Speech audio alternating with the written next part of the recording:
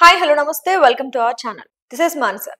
ఈరోజు మన ముందు ఉన్నటువంటి గెస్ట్ ఎవరంటే he is the founder and CEO of హాక్సన్స్ కంపెనీ అవినాష్ కుమార్ గారు. నమస్తే సార్. నమస్తే అండి. సో ఫస్ట్ అందరికీ ఉన్నటువంటి భయం అని చెప్పొచ్చు, ఇది ప్రతి సాఫ్ట్వేర్ కంపెనీకి కూడా. ఏదైతే ఆర్టిఫిషియల్ ఇంటెలిజెన్స్ మనకి డెవలప్ అయిందో అప్పటి నుంచి కూడా జాబ్స్ లో మనకు కొంచెం స్ట్రెస్ పడుతుంది. అంటే మనకు సెక్యూరిటీ ఉండట్లేదు. ఆ ఇంపాక్ట్ సాఫ్ట్వేర్ కంపెనీస్ పైన ఎలా ఉంటుంది అంటారు? ఇప్పుడు సాఫ్ట్వేర్ కంపెనీస్కి ఏం ఇంపాక్ట్ ఉండదండి. దాంట్లో మనకి జాబ్స్ క్రియేట్ అయ్యే దాంట్లోనే ఇంపాక్ట్ ఉంటుంది. ఇప్పుడు సాఫ్ట్వేర్ కంపెనీస్ ఎట్లా అంటే వాళ్ళ ఇంటి ప్రాజెక్ట్స్ కంప్లీట్ చేయటం, క్లయింట్స్ నుంచి ప్రాజెక్ట్స్ తీసుకొని రిక్వైర్మెంట్స్తో కంప్లీట్ చేయటం ఉంటుంది కాబట్టి వాళ్ళకి ఇంకా పర్ఫెక్షన్గా ఇంకా కొంచెం పర్ఫెక్ట్గా చేయడానికి ఇంకొంచెం ఫాస్ట్గా ఇంకొంచెం కోడ్ క్వాలిటీ కానీ ఆ ప్లానింగ్ అంతా కానీ ఇంకొంచెం ఫాస్ట్గా చేయడానికి వాళ్ళకి హెల్ప్ అవుతుంది.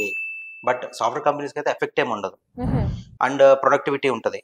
ఎకనామికల్గా కూడా కంప్లీట్ చేయొచ్చు. అంటే మీరు చూస్తున్నారు ఏఐకి ఏంటంటే జాబ్స్ కొంచెం మనకి ఎఫెక్ట్ అవుతాయి అని అంటున్నారు.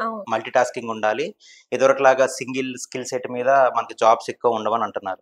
సో జాబ్స్ చేసే వాళ్ళకి ప్రాబ్లం, కానీ సాఫ్ట్వేర్ కంపెనీస్లో వాళ్ళు చేసే బిజినెస్ మోడల్లో దేంట్లోనూ వాళ్ళకి ఏమి ఉండదు. ఇంకా ఇంప్రూవ్మెంట్ ఉంటుంది వాళ్ళు చేసే బిజినెస్ స్టైల్లో కానీ ఆ స్ట్రాటజీస్లో కానీ ఇంప్రూవ్మెంట్ వాళ్ళకి ఇంకా హెల్ప్ అవుతుంది. సో మరి ఇప్పుడు ఈ ఆర్టిఫిషియల్ ఇంటెలిజెన్స్ అనేది వచ్చినప్పటి నుంచి ఇంకా ఈజీ అయిపోవాలి కదా సార్ పని? అవునండి. ఇప్పుడు సాఫ్ట్వేర్ కంపెనీస్ లో ఈజీ అయిపోతుంది కాబట్టి మనకి అంటే అలాంటప్పుడు ఒకరు మనకి ప్రాజెక్ట్ ఇచ్చినప్పుడు ఆర్టిఫిషియల్ ఇంటెలిజెన్స్ యూజ్ చేసి మనం వర్క్ చేసేసినప్పుడు ఒకరి ప్లేస్ లో ఇద్దరిని పెట్టుకోకర్లేదు కదా. అవును, అందుకని జాబ్స్ కి ఎఫెక్ట్ అవుతుంది. అందుకని జాబ్స్ ఎఫెక్ట్ అవుతాయి. ఏంటంటే ఇదివరకు ఏంటంటే అండి, ఇప్పుడు ఫర్ ఎగ్జాంపుల్ ఒక ఫ్యూ ఇయర్స్ బ్యాక్ చూసుకుంటే జావా వస్తే చాలు, లేదా .NET వస్తే చాలు, లేకపోతే ఏదైనా క్లౌడ్ కంప్యూటింగ్ వస్తే చాలు. ఇప్పుడు ఏంటంటే కాంబినేషన్ ఆఫ్ దీ స్కిల్ సెట్స్, అంటే జావాతో పాటు డివాప్స్ ఉంటుంది. అంటే ఒక టాస్క్ ని ఆటోమేట్ చేయడానికి డివాప్స్ యూజ్ చేస్తాం, CI/CD పైప్లైన్స్ అంటారు. సో దాంతో పాటు మనకి ఇప్పుడు క్లౌడ్ కంప్యూటింగ్ అంతా ఒక 3 to 4 స్కిల్ సెట్స్ అన్ని కాంబినేషన్ ఉంటేనే మనకి ఇప్పుడు జాబ్ ఆఫర్స్ ఎక్కువ వస్తాయి. సింగిల్ స్కిల్ సెట్ తో ఉంటే రాదు. So we need to be trained, or we need to get knowledge on multiple skill sets so that we can sustain or we can survive in the market. మనం company slide అవుదామన్నా, అది ఇప్పుడే మన market అంటే ఇప్పుడు job దానిలోకి మనం కంపెనీలోకి వెళ్దాం అనుకున్నా కూడా ఒక స్కిల్ సెట్స్తో అయితే ఇప్పుడు చాలా కష్టం. మల్టిపుల్ స్కిల్ సెట్స్తోని దాని మీద నాలెడ్జ్ తెచ్చుకొని ఇంటర్న్షిప్స్ అన్న చేసి రెడీగా ఉంటే కానీ మనకి జాబ్స్ ఇంటర్వ్యూ కాల్స్ రావడానికైనా ఉంటుంది ఛాన్స్. ఇదివరకు ఏంటంటే ఒక స్కిల్ సెట్ సరిపోద్ది. ఇప్పుడు ఏంటంటే minimum 3 to 4 kinds of skill sets ఉండాలి క్లౌడ్ కంప్యూటింగ్ మీద. అంటే AWS, లేకపోతే మైక్రోసాఫ్ట్ ఎజూరా, లేకపోతే GCP, గూగుల్ క్లౌడ్ ప్లాట్ఫామ్, దీంట్లో ఒక స్కిల్ సెట్ ఉండాలి.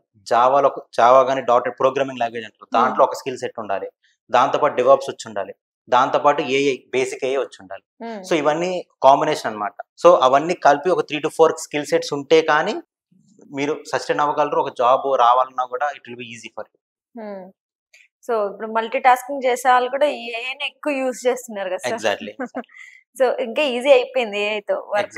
ఈజీ, చాలా ఇంకా ఎలా ఉండబోతుంది అంటారు దీని ఇంపాక్ట్ మనకి? అంటే ఇప్పుడు ఎట్లా అంటే అండి, ఏఐ అంటే మనము దాంతో వర్క్ చేపించడం ఇప్పుడు ఒక టాస్క్. ఇప్పుడు ఏఐతో వర్క్ చేపించాలి అంటే మనకు కావాల్సిన ఇన్ఫర్మేషన్ దాని నుంచి తీసుకోవాలి, దాన్ని ఎట్లా అడగాలనేది కూడా ఇప్పుడు మనకి నేర్చుకోవాలి. ఇప్పుడు మనం ఏఐతో ఎట్లా వర్క్ చేయించుకోవాలనేది కూడా ఇప్పుడు నేర్చుకోవాలి. అంటే how to ask the AI to get the output. మనం రా డేటా ఎట్లా ఇవ్వాలి, ఏ ఇన్ఫర్మేషన్ ఇస్తే మనకి ఏ ఇన్ఫర్మేషన్ వచ్చేలాగా ఉండాలి, అది ఇప్పుడు ఆ స్కిల్ ఇప్పుడు ఉంటుంది. న్యాచురల్ లాంగ్వేజ్ ప్రాసెసింగ్ అంటారు. సో అది ఫస్ట్ నేర్చుకోవాలి. జనరేటివ్ ఏఐ అంటారు. సో ఇవన్నీ ఏంటంటే ఏఐతో మనం కమ్యూనికేట్ ఎట్లా చేయాలి, దాంతో మనం అవుట్పుట్ ఎట్లా తెప్పించుకోవాలి, పర్ఫెక్ట్ గా మనకి రిజల్ట్ ఎట్లా రావాలి, అది ఇప్పుడు టాస్క్. కానీ ఏ కరెక్ట్ పని చేస్తుంది అంటారా? అది ఇంకా మనం ఒక క్వశ్చన్ అడగగానే మనకు ఒక ఇన్ఫర్మేషన్ ఇస్తుంది కదా, అది ఏదైతే ఉందో మనం గుడ్డిగా దాన్ని కాపీ పేస్ట్ చేయడము, దాన్నే కాపీ చేసేసుకుంటాం. అది నిజంగా కరెక్ట్ గా ఇస్తుంది ఆన్సర్? ఏ అనేది ప్రీలోడెడ్ అండి. Everything is preloaded. Data science అంటే డేటా మొత్తం ప్రీలోడ్ అయి ఉంటుంది. మనం అడిగిన దాన్ని బట్టి అది ఆ సెర్చ్ చేసుకొని దాన్ని పుల్ అవుట్ చేసి మనకి ప్రజెంట్ చేస్తుంది.